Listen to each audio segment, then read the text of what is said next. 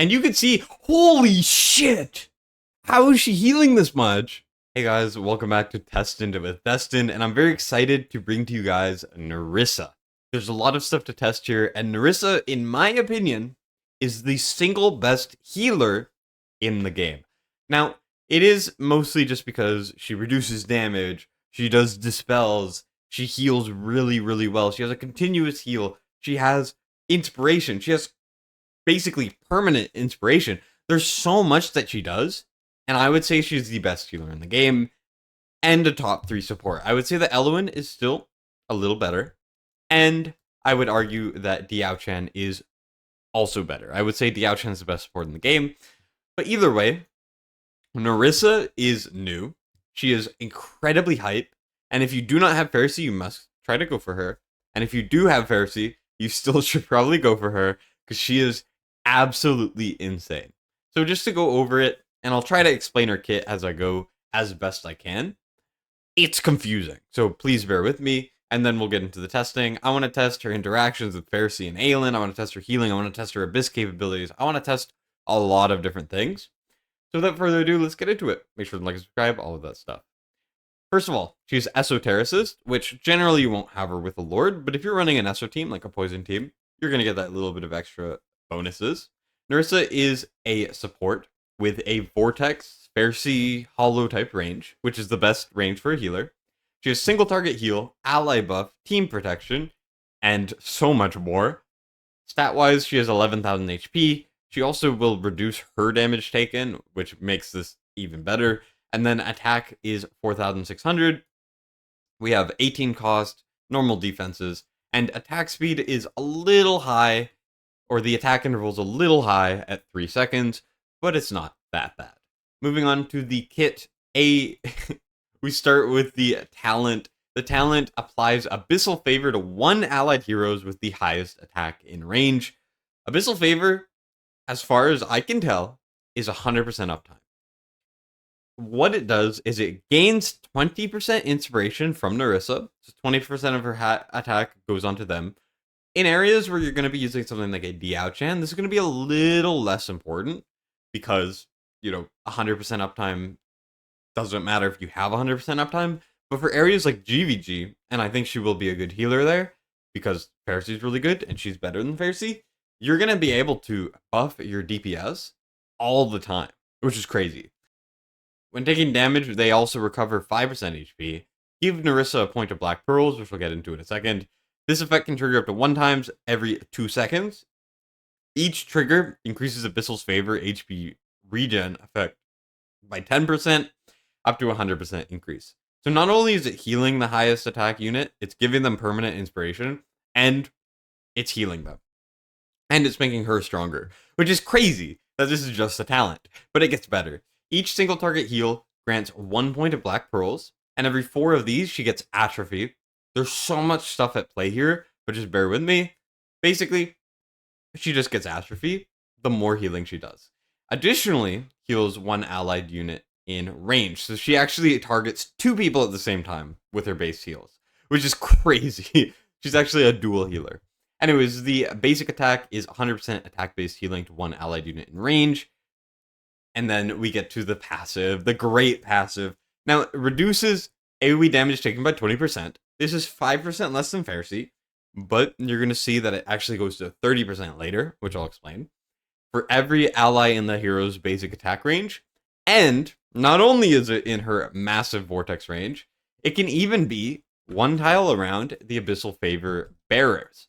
So, what you can do is, if there's someone outside of her range, but on the edge of her range, she's giving her Abyssal Favor to someone, very specific, I know, but it will actually spread around them, so it can go outside of her range. And then, when HP drops below 100%, they immediately receive healing equal to 50% multiplier. Each target can trigger this effect up to 1 time every 5 seconds.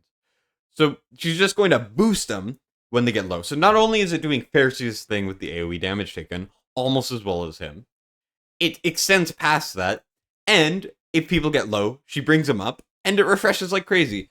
This is only half of her kit, right? We go on to the second passive, Dark Onslaught. Every 4 points of Atrophy, remember every 4 Black Pearls gain a stack of Atrophy. So basically, when she heals 4 times, she's going to get this, and then it'll take 16 total times to get to the 4 points of Atrophy. It'll then increase the hero's attack by 10%, which reduces all damage taken by 8%. I'm pretty sure this is only for her. And then when Atrophy reaches 4 points or more, allies within the hero's basic attack range and 1 tile of Abyssal Favor bearers gain increased healing received. They take 20% more healing. 20% from all sources, because why the hell not? So Alen gets better if you're using her in Abyss. Like, it's wild. And we're not even done the kit. All effects reset when the ultimate ends. Now, you're not going to want to spam your ultimate, because it kind of interrupts her healing a little bit. But this ultimate is really good. 800 cost. Atrophy, the way it works, ultimate can only be cast with above 4 points. So she's locked out before then. And the Atrophy is capped at 12. But when she gets past that 4-point mark, every single other point of Atrophy increases the ultimate's duration by 1 second. It can make the ultimate last 8 seconds longer. Which brings us to our ultimate. Black Swan Elegy. This is 800 cost, lasts for 12 seconds. 20 if she is capped. When casting the ultimate, it consumes all of the Atrophy, gets rid of it. It dispels debuffs from allies. So she's useful in APOC. She's useful where you need cleanses. She's Ferssi with a cleanse and all the other stuff. Then, within 1 tile around Abyssal Favor as well, so it's even bigger. This is the biggest cleanse in the game. There's no other cleansers that are this large, except for, I think, Tallulah. I think Tallulah is the only other one, and Tallulah's so inconsistent, because it's only in certain rings. This one does it in her basic attack range.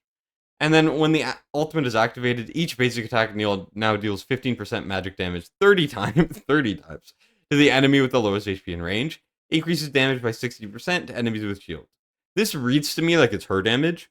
I will have to test if it does it to everyone a little later. To enemies with shield. The ultimate lasts for 12 seconds, cannot gain black pearls during the ultimate. This is such an absurd hero. And the awakenings get better. So you want her A1 really bad because of this. It increases the AoE damage from Siren's Song from 20% to 30%. This is better than Fersi's. So not only is she healing more, she's doing a spell. Like I said, she does so much more. She's going to be getting a better AoE damage taken if you have her A1. It also expands Abyssal's Favor to the adjacent 2 tiles. So she can get her effects, potentially, if you do it well, freaking 6 tiles away from her. That is the longest heal, the longest ability out of any healer. It's crazy. A2, extra attack, 300 attack. A3, when allies are healed by the Siren Song, which is basically every 5 seconds when they start taking damage, they gain a shield equal to 40% of their max HP for 5 seconds. This effect can be triggered 1 time every 15 seconds. The shield's going to be crazy for GVG. A4, penetration. She doesn't really do damage. This is a terrible awakening. And then the A5, every 4 points of Atrophy, increases the hero's healing multiplier. This effect lasts until the ultimate ends. Additionally, Siren's Song now applies Abyssal Favor to another unit. So she's going to be giving 2 people inspiration. So for GVG, for example, just to kind of put it into perspective, I am in a GVG fight, right? This is one team that I'm running. Desomi is good for this because not only does he kind of give shields, although his healing is garbage, he's giving a lot of inspiration. That is the main reason why Desomi is good. But with Narissa, not only is she going to do basically the same damage increase that Desomi does at A5, boosting 20% inspiration permanently on 2 of these people, she's going to be healing them a ton. Desomi does not heal. They're going to be making it so that bookkeepers are worse. It's harder to kill Wukong. You can build Wukong with more DPS. She's doing so much. She's going to be so useful in GVG. It's actually going to be ridiculous. Nerissa is absurd, and the build I have her in for most of this video is going to be a bit of a support build. Euphoric Orb as the artifact, and then I just went with a evened out Wings of Grace here. A little bit of attack speed, attack, healing effect, and a decently large amount of HP.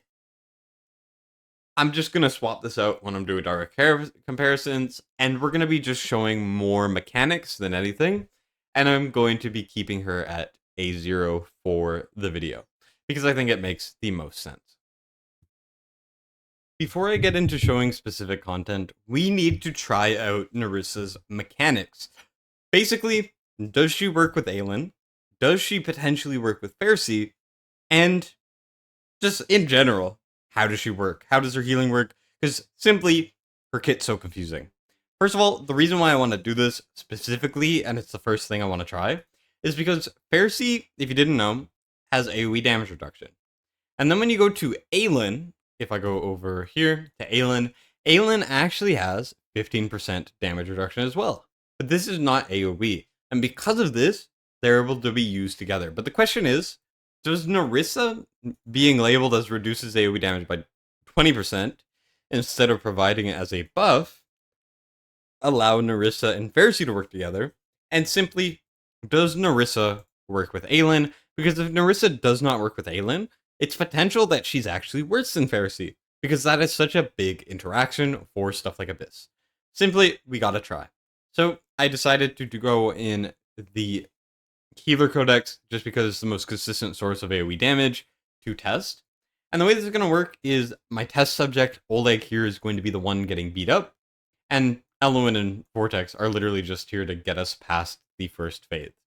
And we're going to do this in a little bit of a weird way. I'm going to put down Ferssi. We're going to put down Narissa. We're going to see the difference. I mean, I know the answer already, I'll be honest, but it is still important as a thing to check. And then I'm going to get rid of one of them, put down a different one, and we're going to see what happens. So right here, we kill the boss so I can sell them. And then as soon as the other statues come up, we're going to be able to track the damage. So we're taking about 1,100 damage. 1,121 is about what we're going to get. Next, we can put down Narissa, and Narissa is going to lower the damage to 837, which is solid. Now, what's going to happen when we place down Ferssi? Is it going to go down even to 600? No, it's not. It's going to go down to 700, as you can see there. The boss does ramp up its damage, so it went up to 1,000. But either way, they do not stack. The way it works is Nerissa does actually put out a buff. It's just in the tooltip and the description. It doesn't label it as a buff. It labels it more as just something she does. But it is, at the end of the day, something that shows in a buff. And it takes the strongest version. So Ferssi and Nerissa do not stack. Now the question is, does Alen and Nerissa stack? Because we know that they work together when you're using Ferssi instead of Nerissa.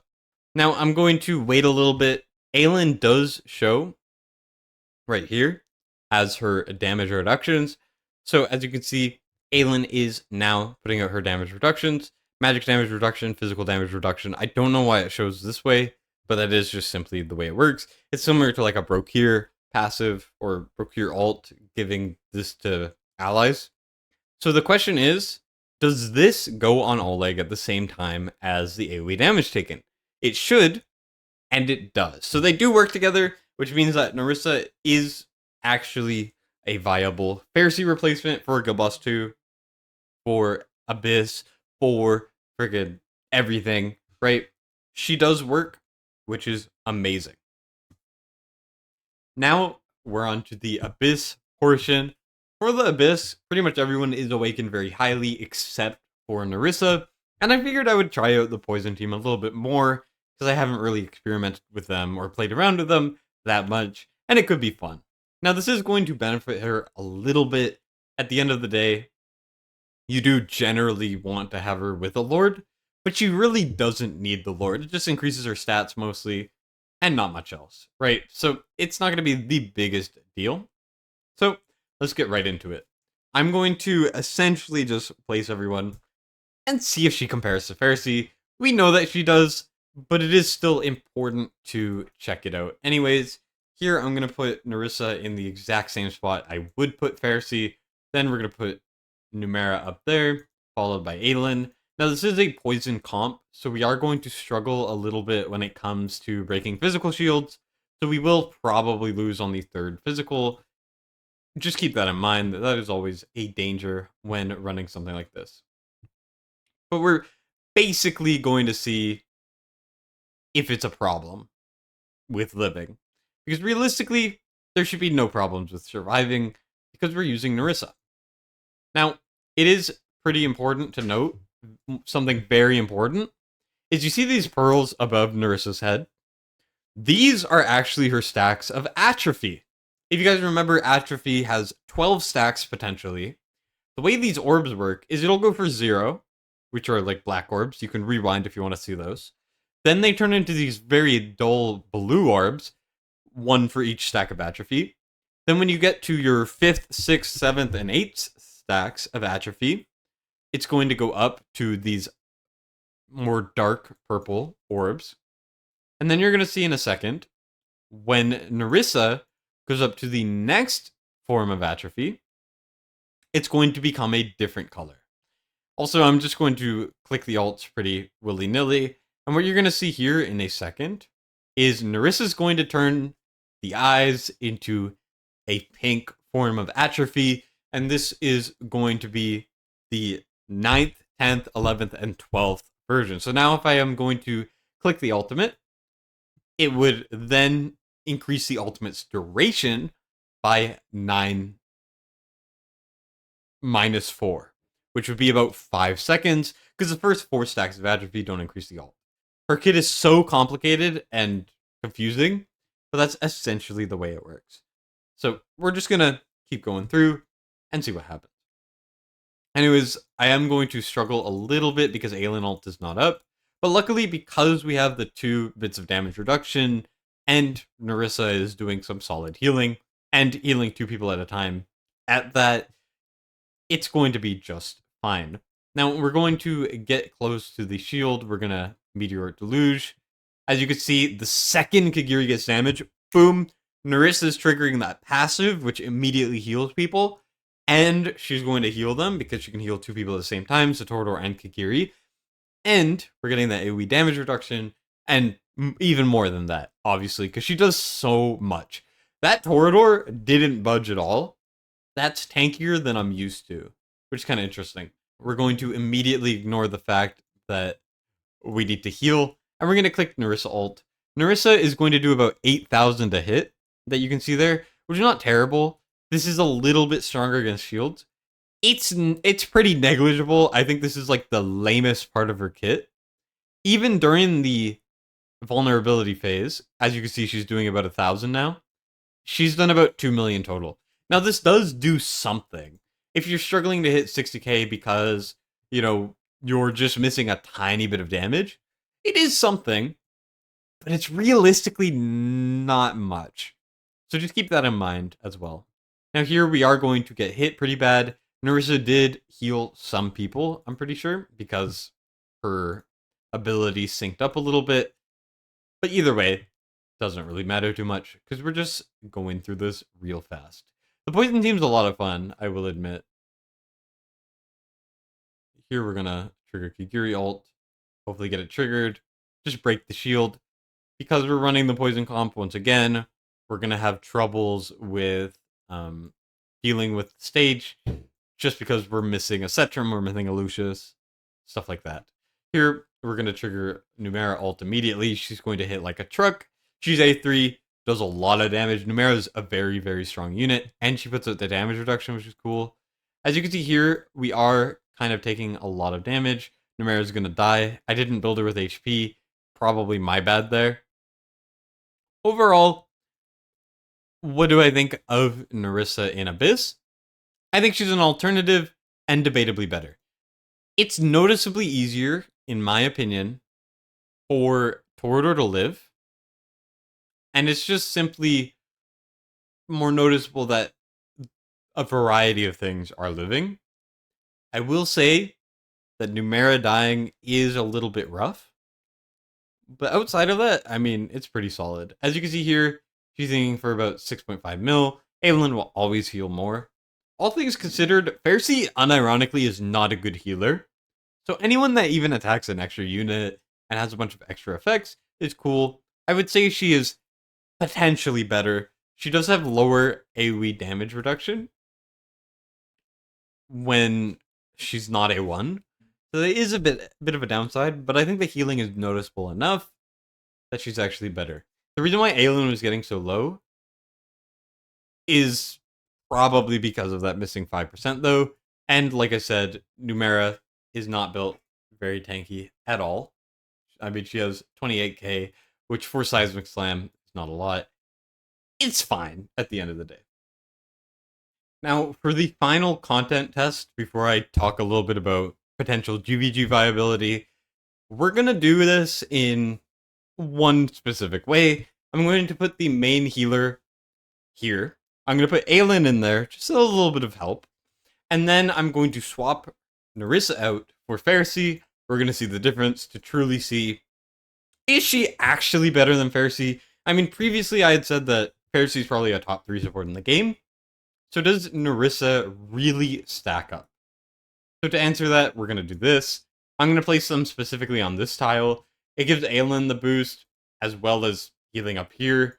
Is it the best way to aim it? No. But as long as I keep it consistent, it realistically shouldn't matter. I'm also going to do auto ults. The good thing about Narissa is if there's no one for her to attack, she's actually not going to use her ult, which can be a very big issue when it comes to Nerissa, because she actually doesn't really heal in her ultimate, which is obviously bad for this boss. It's bad for GVG generally, but there are ways to go around it, which is she doesn't use her ultimate when there's no one in range for her to hit, because she is, at the end of the day, a DPS support. Also, she's healing 2 people at the same time. She also puts out her buff on multiple people, which is kind of crazy. I can't really tell who it's on, I'm going to be honest, or if it's even on a lot of different people. Once again, her kit is confusing as hell. And if anyone realizes that I missed something, or maybe I presented something a little wrong, please let me know in the comments, because at the end of the day, Narissa is so confusing. It is kind of insane. Now, something else about Narissa I should mention is when I do click her ultimate, she's going to cleanse. Now, should I be cleansing for this boss?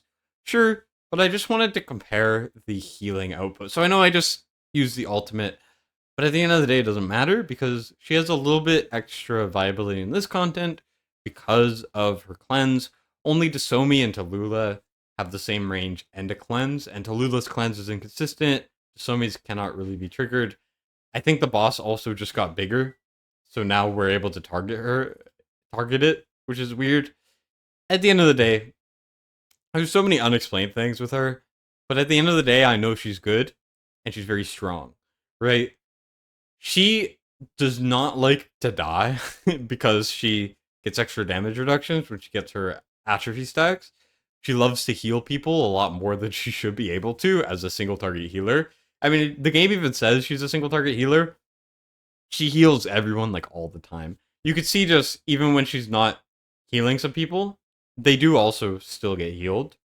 If she puts out her special like mark of enmity, I think it's called, she's complicated. That's all I can say. At the end of the day, we're actually surviving very long.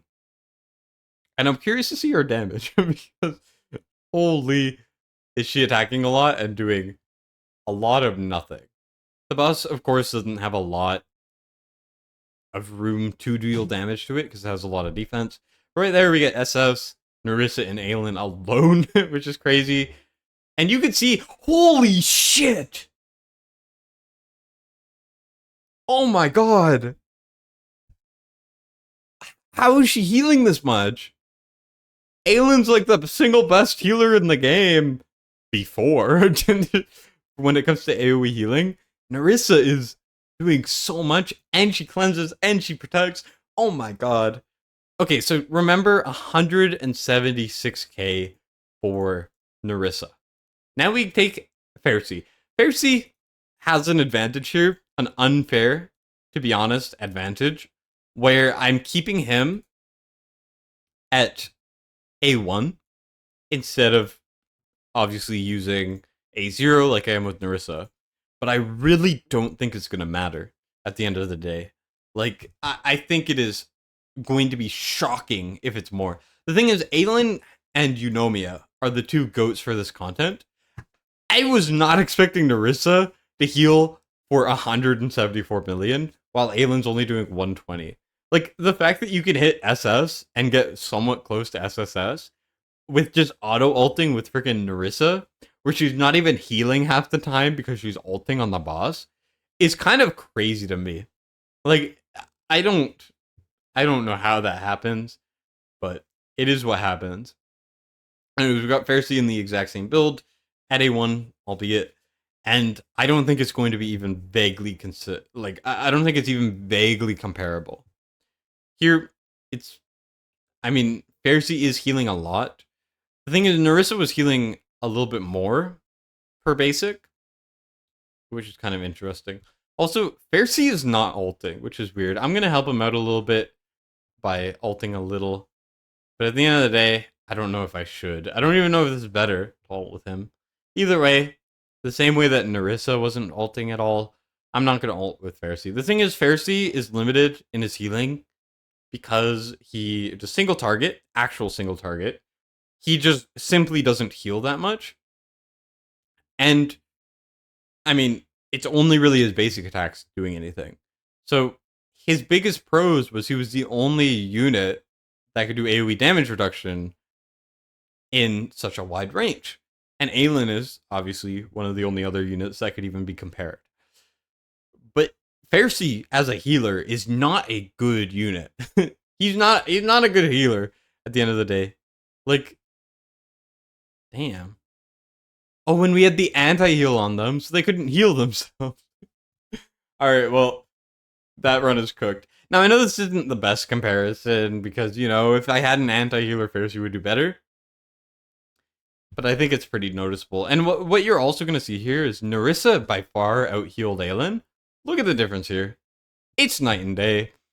Nerissa is 10 times the healer Ferssi is, and is a must-pull, in my opinion. I think Nerissa, for everyone who doesn't have Ferssi, is a must-pull. I would 100% go for them. And even if you have Ferssi, I think you should go for them. But there's one final thing we need to talk about, which is GVG. Now, I cannot do GVG because test server can never do GVG, but I want to kind of talk a little bit about her viability as a top 10 guild leader. Okay, so first of all, let's talk about some healers that are very good. In GVG, there are a couple main healers. The best one right now is Desomi, unironically. Desomi is really good right now because the current meta of GVG is you're having to fend off people with like 126k WORs at high level, and they have level 7 axes and level 7 necros because it's very easy to get demon soldiers now. So you need to deal with it, and there's no way to live, and there's no way to kill these demon soldiers, right? Especially on these current maps. But Desomi puts out inspiration, 20% inspiration very often.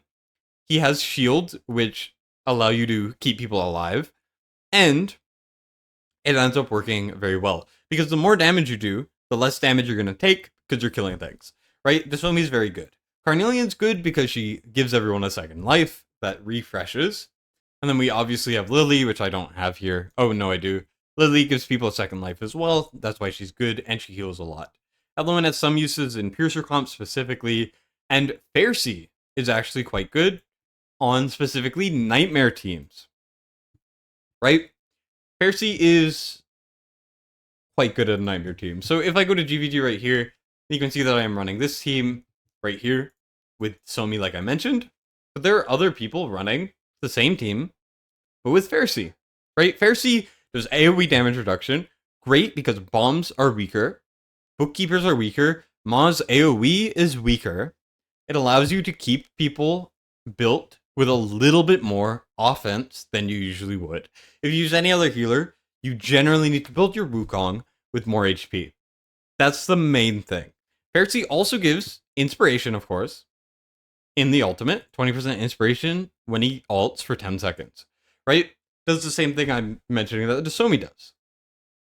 But the main thing that Narissa will do is not only that, she also has, aside from the AoE damage from the healing two people at the same time, from the all of that stuff, the amazing healing, the healing when people get hit, right? There's a lot that she does. There's too much that she does. Realistically, it's impossible to really understand. She can also do 100% uptime inspiration on her strongest unit. 100% uptime is reserved for Diaochen, Desomi potentially, and then Nerissa. So this can go on your Wukong, it can go on your Hatsude, it can go on your Yimi, right? Most likely your Wukong. And then it's going to give them a lot more damage, while also making it so you can build people with more damage, and she's going to heal consistently. But there is one caveat. If you guys remember, Narissa, actually, when she ults, she does not heal. She does her overtime heal thing that she puts on the highest attack unit. But realistically, Narissa doesn't heal in her ultimate. So what happens is when the Demon Soldier comes up, Nerissa is going to ult, and it's going to really F you up, because she's not going to heal. So hypothetically, if someone is able to bait your units without triggering Nerissa, bring out like an axe or something, she's not going to heal, you can kill the tank, potentially. The thing against that, though, is the tanks generally that are used in GVG are Torador, they're Brokir, they're Cyrus, who just simply doesn't want to die, right? There are a lot of different units, and they usually have unyielding, which will keep them alive. And also, something you can do with Nerissa is this. You just face her up. And then she literally will not ult unless you get anyone through here. And then if you get anyone through there, I mean, they probably won't last anyways, right? If it's a good team. The thing is, I don't think it's going to be the biggest deal, and maybe Nerissa ult can deal with bombs a little better. Then again, with the AoE damage reduction, you don't need to deal with bombs very much. The extra damage could be nice. Maybe you build Nerissa with a little bit of a damage build.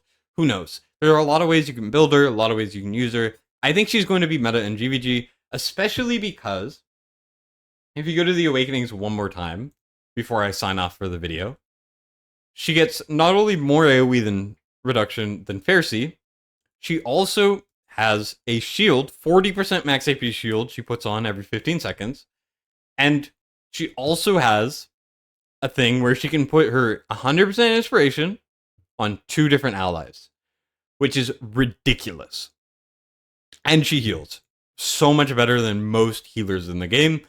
It is ridiculous. I am shocked that a single target healer is healing better than Alen in Healer Codex. Like, that is ridiculous to me. Either way, she is a must-pull in my opinion. I think she's the best unit that we know is upcoming.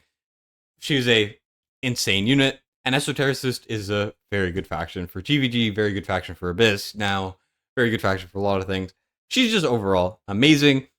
So with that being said, I appreciate you guys for watching. Thank you guys so much. Like and subscribe, all of that stuff. And that's it for me. Let me know your thoughts in the comments. I'm very excited. And that's it for me. Destined signing out.